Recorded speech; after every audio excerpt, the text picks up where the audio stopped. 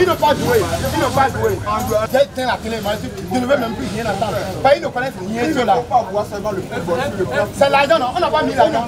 On ne met même pas l'argent dans le football. Nous sommes ici à Gbégamin, dans l'un des plus grands kiosques de journaux de Cotonou. À proximité du Centre national Hubert Koutoukou-Maga, en cet après-midi du mercredi 27 mars 2024, ça discute de football et les échanges sont houleux autour de la ribambelle de journaux accrochés ça et là. En dépit de la défaite des Guépards, battus 1-0 par les Lions de la Teranga ce mardi soir, consternation et désolation sont encore sur certaines lèvres. Par rapport au match d'hier, là, le Bénin devait gagner le Sénégal.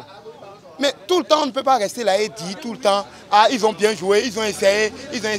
Nous, on ne veut plus ça. On veut les résultats, on veut un trophée. On veut qu'on hisse le Bénin à travers les victoires du Bénin. On ne veut plus entendre, ah, ils ont bien joué, Mounier a essayé, il a tapé poteau. Non, on n'est plus dans ça.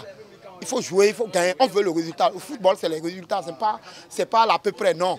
Si vous n'êtes pas prêt, vous rentrez d'abord à la maison, vous vous préparez, vous remontez. Loin d'être acerbe et mordant, d'autres se montrent cléments et optimistes à l'égard du 11 national. Quand aujourd'hui les gens se lèvent pour dire que dans 10 matchs, le Bénin n'a marqué aucun match, ce n'est pas ça. Quand quelque chose a changé, il faut avoir le courage de dire que ça a changé. Gagner l'équipe de la Côte d'Ivoire, faire match nul avec l'équipe de la Côte d'Ivoire 2-2, c'est une prouesse. Hein, c'est un exploit.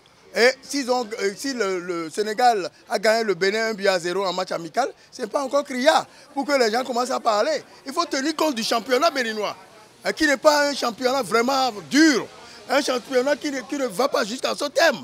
Pour le moment, je ne peux que apprécier mes joueurs parce que 2-2 face aux champions d'Afrique, et même malgré que le Sénégal nous a battu 1-0, j'ai beaucoup apprécié ce match.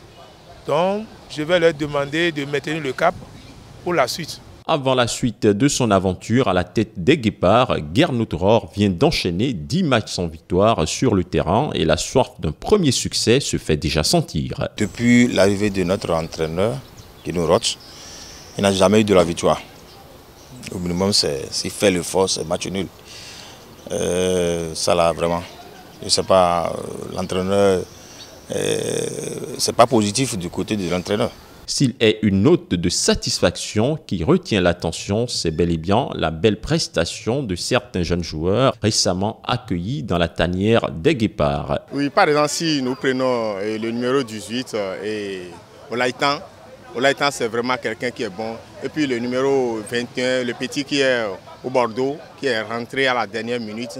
Apparemment, les jeunes, ils sont tellement bons. Hier, le match contre le Sénégal, on a vu Lenny Pédenguel aussi qui a fait sa première apparition, qui n'est pas mal. Voilà. Donc il y a des jeunes joueurs qui s'annoncent quand même.